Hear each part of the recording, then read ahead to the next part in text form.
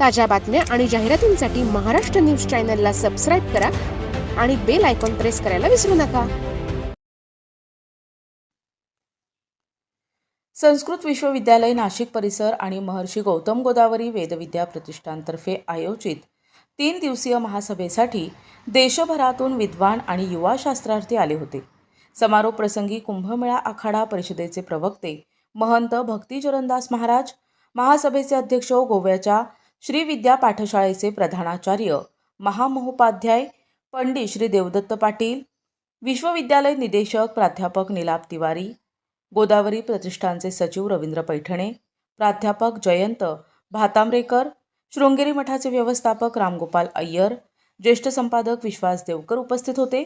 या संमेलनामुळे कुंभमेळ्याचे शास्त्र पर्व नाशिकमध्ये सुरू झाल्याचे गौरवोद्गार भक्ती चरणदास महाराजांनी काढले.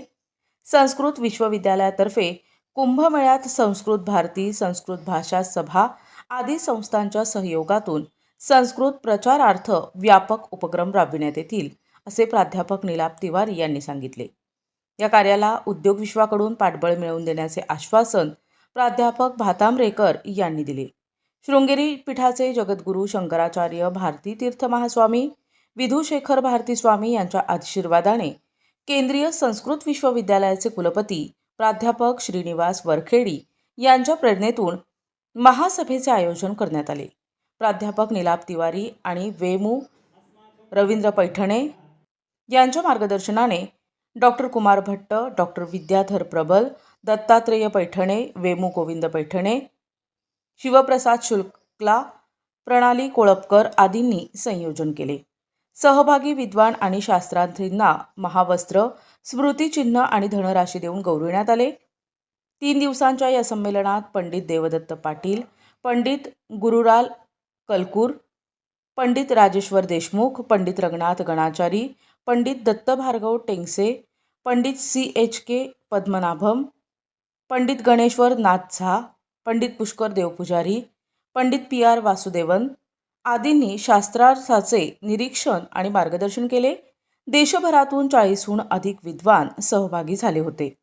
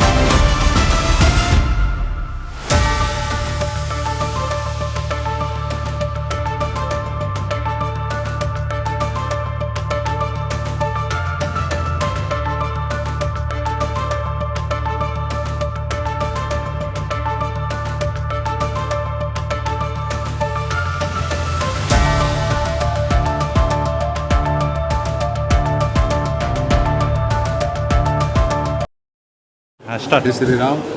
नासिक पुण्यनगरी, धर्मनगरी और सिंहस्थ नगरी में केंद्रीय संस्कृत विश्वविद्यालय एवं महर्षि गौतम गोदावरी वेद विद्या प्रतिष्ठान द्वारा त्रिदिवसीय शास्त्रार्थ सभा और युवा पीढ़ी को लेते हुए आज वो कार्यक्रम आज समापन हुआ. महाराष्ट्र में कर्नाटक, तमिलनाडु, केरल, कर्नाटक, आंध्र प्रदेश और उत्तर प्रदेश सभी प्रांतों की विद्वानों द्वारा ये शास्त्रार्थ सभा बड़े निर्विघ्न के साथ 3 दिवस से चला और इसमें हर एक विद्वान अपना अपना वक्तव्य और अपना अपना ज्ञान कहीं ना कहीं यहाँ सब चर्चा हुआ और इनको संस्था के माध्यम से उनको पुरस्कार भी दिया गया. उनको कहीं ना कहीं आगे बढ़ने के लिए एक मार्ग दिखाया गया.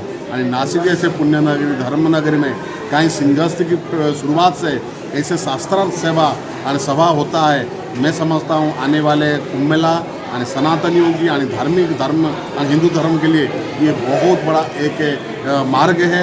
और मैं आयोजन किए हुए सभी संस्था की जो रविंद्र पैठण जी, नीलाभ तिवारी जी, मैं बहुत धन्यवाद देता हूँ. सभी साधु संत की ओर से जो ऐसी प्रकार कार्यक्रम प्रतिवर्ष नासिक ऐसे पुण्य नगर में करते रहिए और हमारे नासिक के नाम को आगे बढ़ता हुए काम करते रहिए। और पुनश्च में सभी आए हुए जितने भी विद्वान आए हुए थे, युवा पीढ़ी आए हुए थे, सभी विद्यार्थियों को पुनश्च आप लोग बहुत बहुत धन्यवाद बधाई देते हुए मेरे वाणी को विश्राम देता हूँ। जय श्री राम।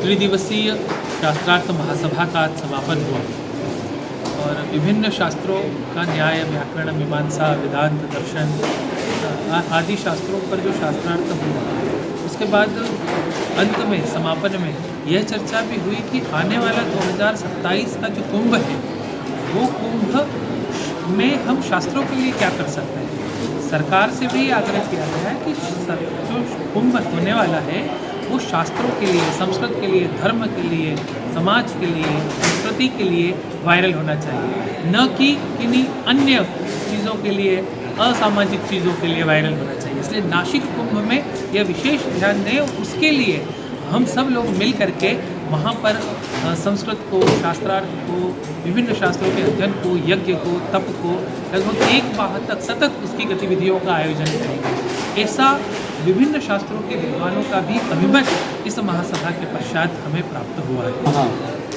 आज नाशिकमध्ये केंद्रीय संस्कृत विश्वविद्यालय व महर्षी गौतम गोदावरी वेद विद्या प्रतिष्ठान यांच्या संयुक्त विद्यमाने त्रिदिनात्मक अखिल भारतीय शास्त्रार्थ महासभा व युवा विद्वत संमेलनाचा समारोप अत्यंत देखणा आणि अतिशय सुंदर संपन्न झाला। या संपूर्ण 3 दिवसामध्ये विविध राज्यातील, भारतभरातील न्यायशास्त्र असेल, वेदांत, उत्तरमीमांसा, पूर्वमीमांसा, त्याचप्रमाणे वैदिक गणित, तसेच विविध प्रकारच्या शाखांचे विद्वान सहभागी झाले होते।